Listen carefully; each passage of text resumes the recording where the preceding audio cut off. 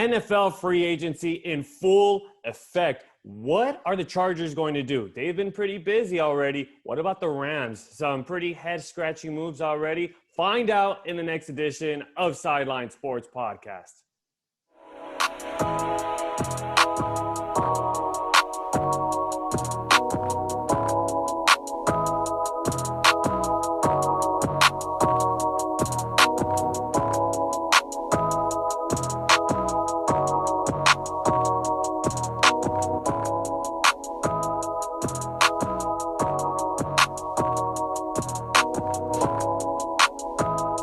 Welcome to Sideline Sports Podcast. If you're not on the sideline, it's not Sideline Sports Podcast. And it's NFL free agency, the most exciting time of the year, getting to see what your NFL team is going to be doing. Hopefully, you guys go for an NFL contender. I'm Alex Neveka from Sideline Sports Podcast, the source of all of your SoCal sports news. If you're not on the sideline, it's not Sideline Sports Podcast. And with me today, of course, a very familiar face. I can't get anybody else to talk about Rams or Chargers enough. And I still say it to this day. He's going to be a golfer in the Masters one of these days. And he goes by Will Hernandez. Will, thank you so much for coming on the show, man. And again, I continue to see you on the golf course. Appreciate you, sir. Well, hey, man, I learned from you. It's all about grinding it out. Never shying away from the agony of defeat. And, yeah, man, glad to be here. Always a pleasure to have you on, man. When it comes to talking NFL, talking sports, you're the man to go to. And before we even talk about all of the moves that have been going on for LA football, this episode of Sideline Sports Podcast was brought to you by Manscaped, who is the best in men's below-the-waist grooming. Manscaped offers precision-engineered tools for your family jewels. They obsess over their technology developments to provide you the best tools for your grooming experience. Manscaped is trusted by over 2 million men worldwide. We have an exclusive offer for all of my listeners, supporters, subscribers. It's 20% off plus free shipping. How do you get that sick deal? Just by going to manscaped.com and using my promo code SIDELINE20 to save you guys 20% off and those free shipping. Get yourself the perfect package right here. It comes with this travel case, the deodorants right here. This is one of them. That's number 1 and number 2. And of course, the biggest thing in the package, the Lawnmower 3.0. It's got a little LED light right there, and it's very accurate when it comes to grooming. I've used it, and I give it a 10 out of 10, folks. If you're looking for something to get your grooming just A1, to look top-notch, to look at your best, go to manscaped.com. Use my promo code SIDELINE20 to get yourself A1 grooming. Without further ado, let's talk some football right now, Will. Let's first talk about the Rams. I mean, they made a move. I'm going to say maybe it feels like such a long time ago, but realistically, it's only been a month or a couple of weeks. And that's that Jared Goff and Matthew Stafford swap. Now, what have been your thoughts on that move? Well, it was pretty clear the Rams were done with Jared Goff. A couple days before, or I think it was earlier in the week of the trade going down, Lesney talked to the media, Sean McVay talked to the media, and they both did not commit to Jared Goff. They were asked many times, relentlessly, over and over by the local LA media, is Jared Goff your quarterback? They were trying to get them to commit to Jared Goff for the future. And all they would both of them use the line, he's currently on our team, or something to that effect. So it was pretty clear that the writing was on the wall for Jared Goff. You give him credit. He took the Rams to the Super Bowl. He was a 3-time division winner, I want to say, or 2-time at least. He beat the Saints in the NFC title game, though there was a fishy call. Safe to say that will go down as one of the most questionable calls of all time, the pass interference, which, allowed the Rams to get into the playoffs or into the Super Bowl. But you got to give him credit. He played well during his time with the Rams. I think the last 2 years he definitely regressed, and part of that was, you could probably say, a result of his environment. The offensive line wasn't as sufficient as it was, during those first 2 years with Sean McVay. The run game wasn't there. Todd Gurley. Everybody will give Goff. Goff obviously had a great breakout year with Sean McVay in his first 2 years, but a lot of that was built off of the run game with Todd Gurley. And you saw this past season, the Rams sort of developed they were committed to running the ball. And Cam Akers, was a nice surprise late in the season. The Rams invested a second round pick in him. Struggled with injuries at the beginning of the year, but then he picked it up towards the end of the season and in the playoffs. And, I'll give Goff credit. He played well, I thought, in the 2 playoff games, especially the second one. But, it was his time was over. The Rams obviously saw something or knew something that made them certain that Goff wasn't the guy anymore. They were ready to move on. And they bring in Matthew Stafford. You got to give this guy credit. He's 33 years old, but he's relentless. We've seen how much he's been able to do. What last year he was, he had broken bones all over his body, and continued to go out and play for a team that had no chance of making the playoffs, for a team that had fired its coach, for a team that had the Packers and the Bears and the Vikings in their division. And granted, the NFC North was not very good last year. It was pretty much the Packers and everybody else. Although the Bears did make the playoffs, but this guy, he'll do anything for his team. And if you look at his stats over the years, since 2009, he leads the NFL in fourth quarter comebacks with 31. That's since 2009. And granted, he's been on teams that have found themselves trailing in the fourth quarter. The Lions have not been very good for a while. I believe he took them to the playoffs 2 years.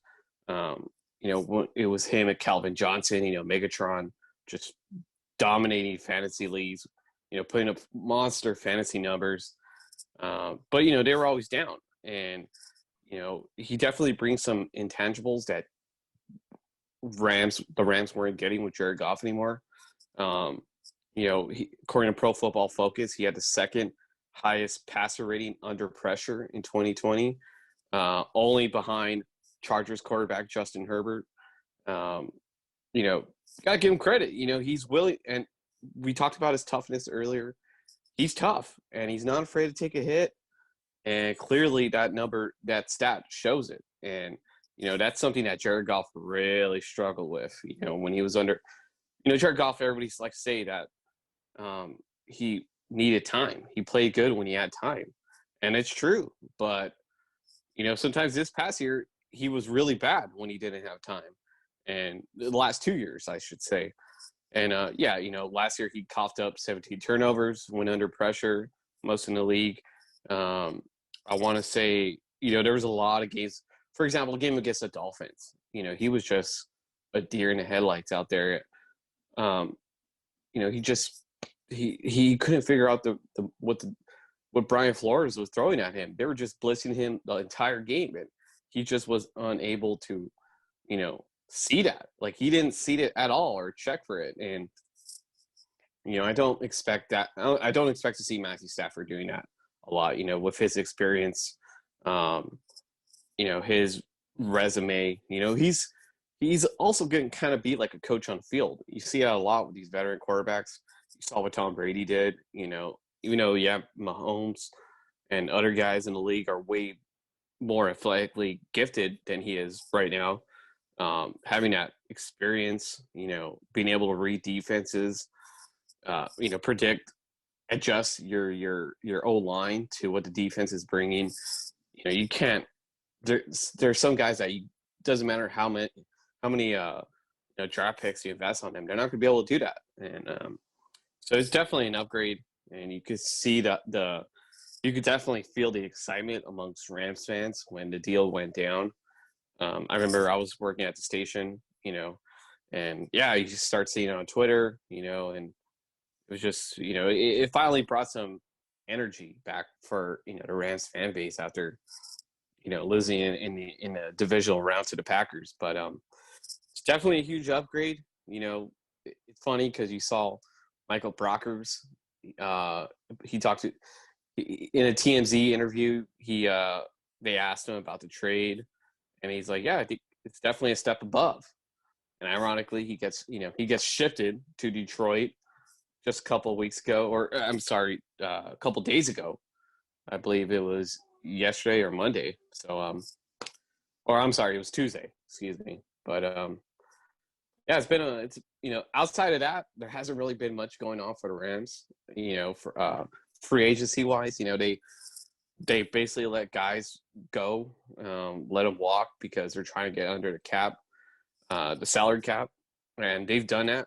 According to Pro Football Focus and the Rams Wire, they currently have $7.65 million of cap space. So that definitely helps. They could use that to potentially get a free agent, or they're probably just going to save it. Who knows? But they haven't done much, and I'm sure you've seen guys like Michael Brockers is gone. John Johnson, Gerald Everett signed yesterday with the Seahawks.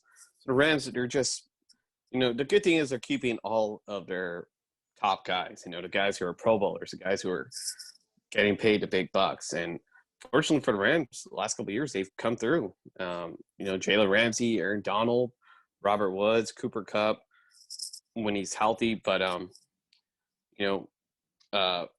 think this, after acquiring Stafford, the Rams' top priority was to clear, get under the salary cap, and they've successfully done that.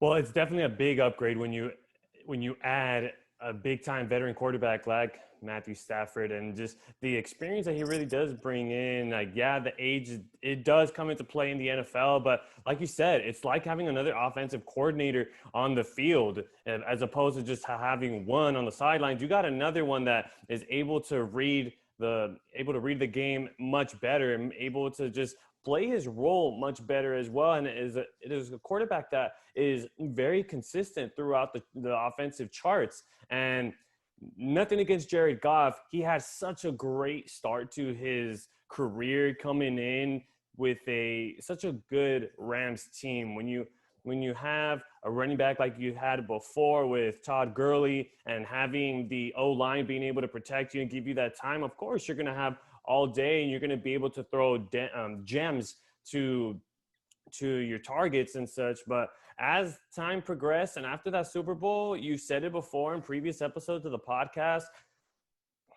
he just wasn't the same anymore. And it was time for him to be traded away, and the Rams needed to look another way, and they got Matthew Stafford, someone else that's going to contribute. Now, the good thing is the Rams are going to keep that core, like you talked about, having Woods, Kupp, the defensive core, and now keeping someone in that defensive core for quite some time. They also extend Leonard Floyd, will be a Ram for another 4 years. How important is that extension for Leonard Floyd? Just to give you guys that number very quickly, it was 4 years. It was 4 years. 4 years, $65 million. Like you said, pretty good payday for him. But you definitely saw him making an impact when he was healthy, when he was playing. I believe the two Seahawks games, a playoff game against Seahawks, he played well. He had a couple sacks. And Rams need a pass rusher. They need an edge rusher. The year they went to the Super Bowl, they had Dante Fowler, who was a monster. Former top 10 overall pick. And then they had Michael Brockers, and I'm trying to remember who they also had back then, but they had a formidable pass rush. And given that they had a lot of guys who were going to be free agents, like Morgan Fox, who signed with the Panthers, Michael Brockers, Michael Brockers wasn't a free agent, but there was a lot of rumors leading up to free agency that he was going to be on the market. And Samson Ebukam, who, played a pretty big role for the Rams. He had Ebukam and Dante Fowler on the edge the year they made the Super Bowl run. And if you can remember Ebukam, he had that big pick six.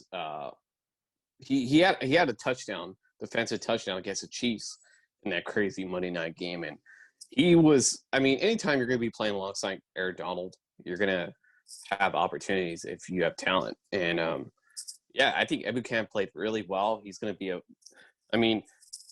he's not TJ Watt or, I'm trying to think of, or, JPP, Jason Pierre-Paul, but he played a pretty vital role for the Rams defense the last couple of years.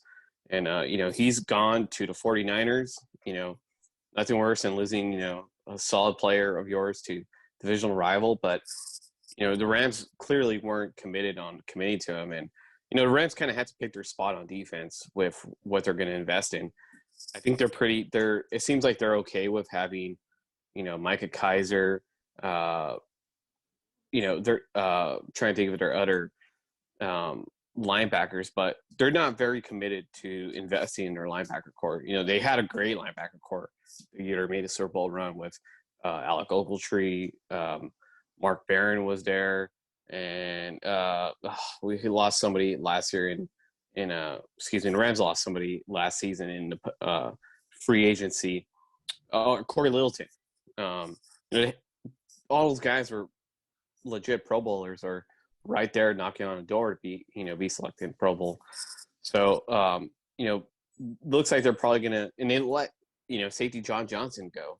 So, moving forward, I'm probably expecting to bring at least one more pass rusher and another cornerback to go alongside, add to their depth.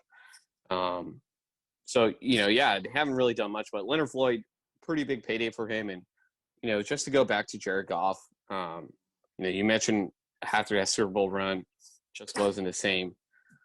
A lot of people who bet on the NFL, who really focus, do a lot of analysis on the NFL, would say that may be the Bill Belichick effect. Even though, he had his,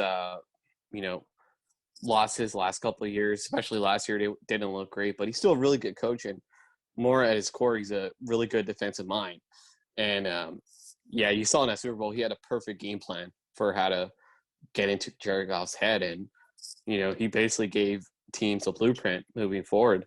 And but you got to give Jared Goff credit. Like he did a lot for the community here in Eaglewood. Kind of put his money where his mouth is. And I think he got the job done. I think you couldn't have asked for more if you're in the Rams front office, because not everybody's going to be able to get you to the Super Bowl or get you a division title.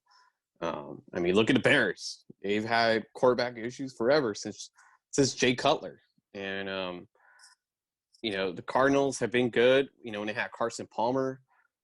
Obviously, they have Kyler Murray now. But, you look at the Niners, for example, when they lose Jimmy Garoppolo, they're just not the same team. Or the Cowboys, when they lose Dak Prescott, or when they lost Tony Romo, they just weren't the same team. And, Jared Goff was very durable, and he got the job done. Unfortunately, just, the Bill Belichick put the book out on him. Yeah, it's definitely been an effect throughout the NFL, throughout the league. That you said it just right. When the Cowboys didn't have Dak, they definitely weren't the same team. The 49ers, that was just a series of injuries. It wasn't just the Jimmy Garoppolo injury, but it was also that whole entire defense that was pretty injured as well. But now I want to ask you a pretty big question. Now, Rams got eliminated by the Packers, and the Packers, they just played the game throughout the whole entire game in that NFC Championship game. Yeah. Now, do you think that the Rams need to improve on their O-line to be able to protect Stafford, give him that time, so that way he's not consistently always pass rushed and really have to be pressured and all of that because of that O-line coming up pretty short against the Packers? Absolutely. their O-line hasn't been that great the last couple of years, but they restructured a deal with Andrew Whitwer. So assuming he's healthy, he'll be back next season more than likely. Austin Blythe, I think he's been good, but not great. So bringing in a new center would be great. Granted, I think you always need to improve your offensive line, and I think that's definitely going to be an issue for them moving forward. Austin Corbett has been, he was solid for them, kind of being a serviceman. But yeah, I mean, there's no question that the Rams hopefully will improve their offensive line, to protect Matthew Stafford. But the good thing about when you have you can't do anything if you can't protect your quarterback. So I'm sure that's right at the top of the list for Leslie and Sean McVay. But my guess is they may bring in one or two new guys, but if not, they're going to be rolling with the guys they had last year. Joseph Noboom should be coming back. Obviously, I mentioned Andrew Whitwer earlier.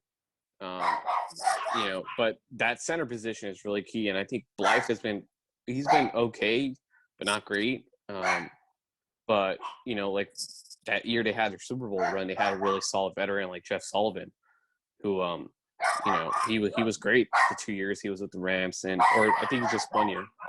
But yeah, we'll see. It's definitely gonna be at the top of the list, and the Chargers made some nice additions to their O-line, so I'm sure we'll be talking about that soon. Rams making a couple of moves, not exactly some big-time moves, just that quarterback trade. Goff, Stanford, the new quarterback for the Rams, and, of course, Matthew Stafford going to be seeing his good old friend Clayton Kershaw in taking Dodger Stadium. And, of course, we'll probably be seeing Stafford there at Dodger Stadium, watching some Dodger games, watching his good friend Kershaw taking the mound a couple of times. But still, free agency, still pretty young. Majority of the free agency signing, trades, moves have already been done. Now, let's go ahead and take a quick break. When we come back, let's talk about the other LA team, the Chargers, and the moves these guys have been making. They have been making a lot of signings. We'll hope and see if it's for the best, or is it really just to get some action going on in free agency. But if you're not on the sideline, it's not a Sideline Sports Podcast, the source of your SoCal sports news. We'll be right back. Hi, my name is Jennifer Munoz, and I play for the Guatemala women's national team, and you're here watching Sideline Sports Podcast. And we're bringing you second half action of Sideline Sports Podcast. Again, I'm the host, Alex Naveja, where if you're not on the sideline, it's not Sideline Sports Podcast. And again, with me today is an NFL sports reporter, Will Hernandez, the GOAT when it comes to covering Rams, Chargers action. And of course, this episode being brought to you by Manscaped. Make sure to use my promo code Sideline20 to save yourself 20% off plus free shipping. Can't get a better deal anywhere else in the worldwide internet. So make sure to use that for any of your grooming needs. They also have cologne. They have everything you guys will need. So of course, look your best and of course, feel the best. But first half, we were talking about the Rams and some of the moves that they made, going from that quarterback swap, now getting Matthew Stafford as your quarterback. Rams Nation being very happy about that one, trading away a good defensive piece with Michael Brockers, and of course extending a deal for a very good defensive piece in Leonard Floyd. Now, let's talk about the Chargers now. The Chargers, they've made some moves, but in the same time, it kind of balances itself out. They make one good signing, and another ones are downgrades, like we were talking about before we even started recording. So now, Will, let's first talk about the big signing in Corey Linsley from the Packers. They give him a 5-year deal, and also signing the right tackle Matt Filer to a 3-year, $21 million deal. It looks like the Chargers are really trying to address that O-line issue. Yeah, no question about it. Tom Telesco, Chargers GM. People who cover the Chargers, anybody who watches Chargers always say they need to improve their O-line. It wasn't great for Phillip Rivers' last couple of years. During the Anthony Lynn era was not really great.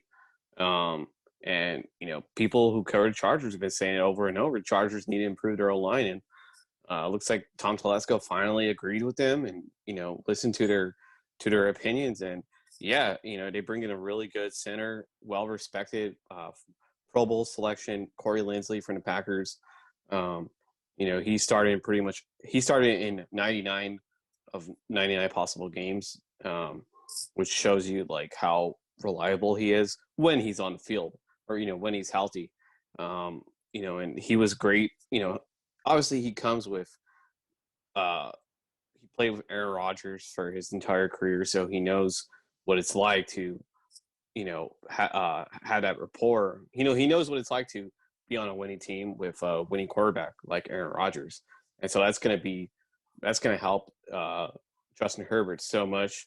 I'm sure he's going to be able to give him a lot of good details and experience on how to read defenses pre-snap, which Herbert is already pretty good at. But it's just going to help him. All that experience. And then they brought in Filer, from the Steelers, who played in 13 games last season and 16 games a year before. He was a starter for the Steelers, and how much of an upgrade will he be from Trey Turner, who the Chargers moved on from? We'll see. The Steelers' O-line wasn't really great last year, so but and I expect them to probably pick up some linemen in the draft. Tom Telesco, you got to give him credit. He always seems to find pretty good players. You got to give their scouting unit pretty good credit, because they always seem to find really good players, and he always tends to draft Notre Dame players pretty much every year. So take that for what you will, but no question about it. The Chargers are invested into making sure Justin Herbert has no line that can protect them, and they have Bulaga still. They have Dan Feeney, who started at center, but wasn't good. Wasn't great, but he was okay, serviceable. Now they could put him somewhere else. It should be and they lost. I want to say Mike Pouncey.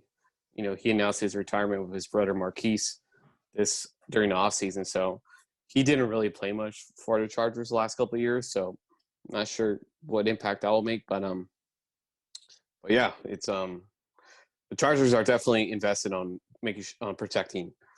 They got to protect their quarterback. Their quarterback of the future, their prodigy, Justin Herbert, and we saw how good of a quarterback he is last year as a rookie.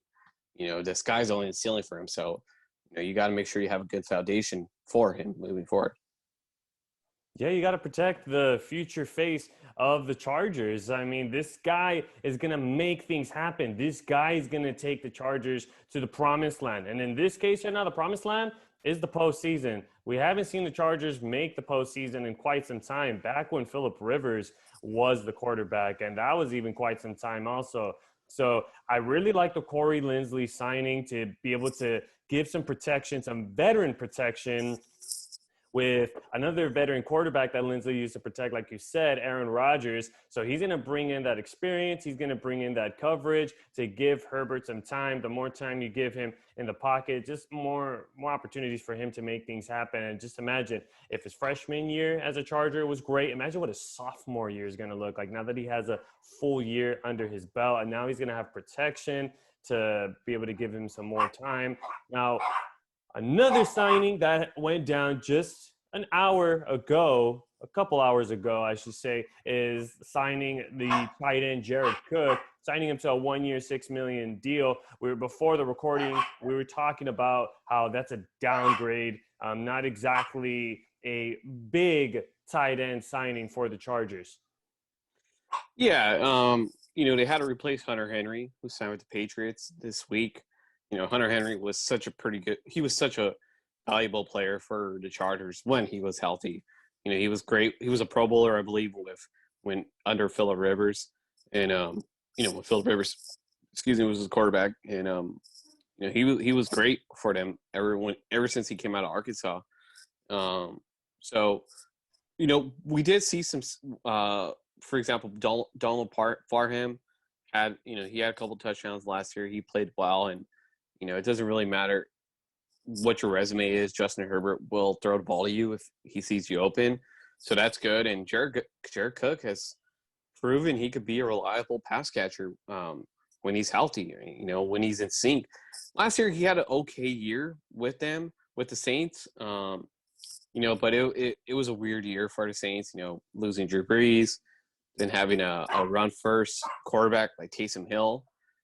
So his production was okay, but in 12 years, and he's played for 5 teams in 12 years, including the Rams, Packers, the Raiders, and he's caught 505 passes for almost 6,700 yards and 41 touchdowns. 2-time Pro Bowler.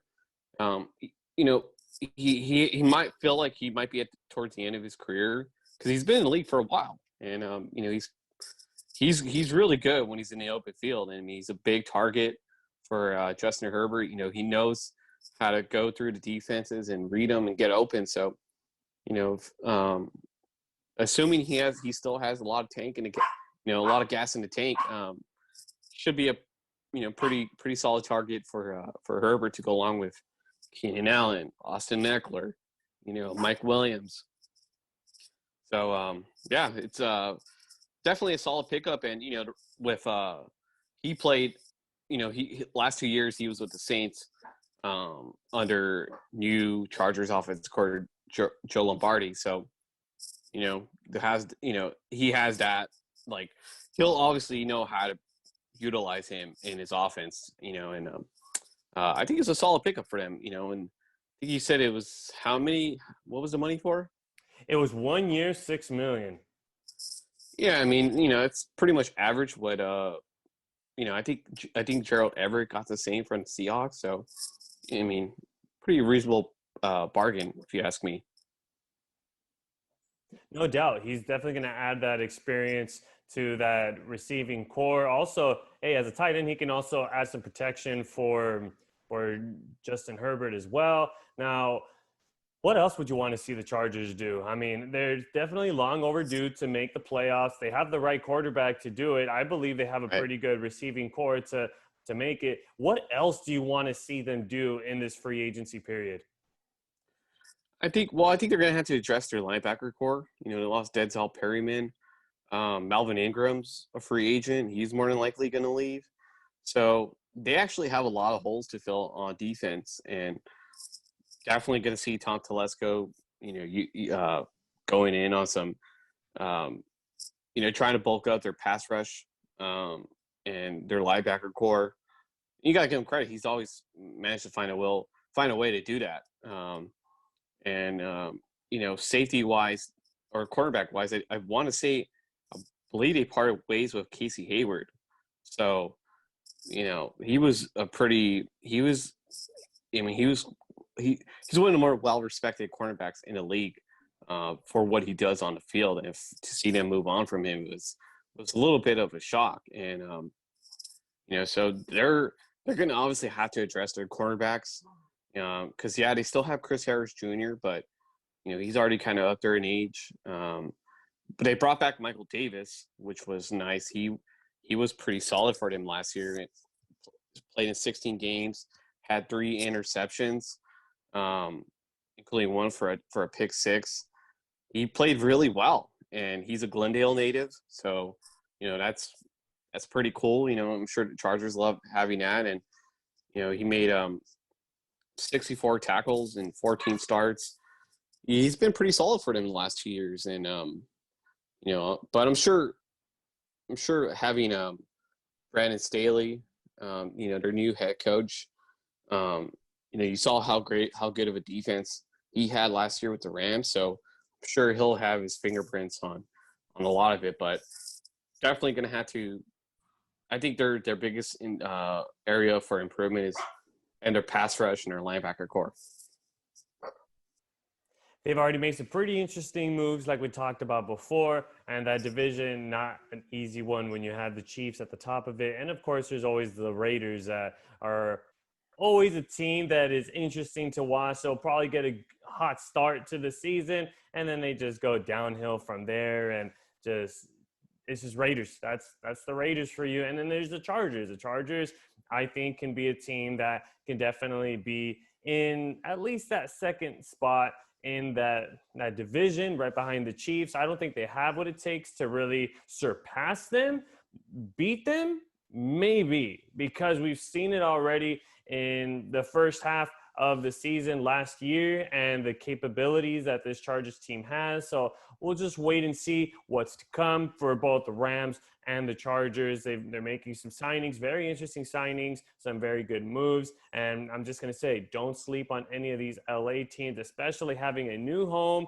here in Inglewood, California, and SoFi Stadium. And safe to say that this coming season, they'll have fans, and the LA fans will be able to go in, experience SoFi finally in the second season inside of the stadium. So we'll see how the players take the fan base coming in and such. But you know what? That's all the time we have here on Sideline Sports Podcast. Thank you all so much for tuning into this one. If you guys like this episode, please give it a thumbs up. It really does help out the channel. It really does help out the channel grow and bringing in new guests, bringing in some interesting topics, some controversy into the podcast.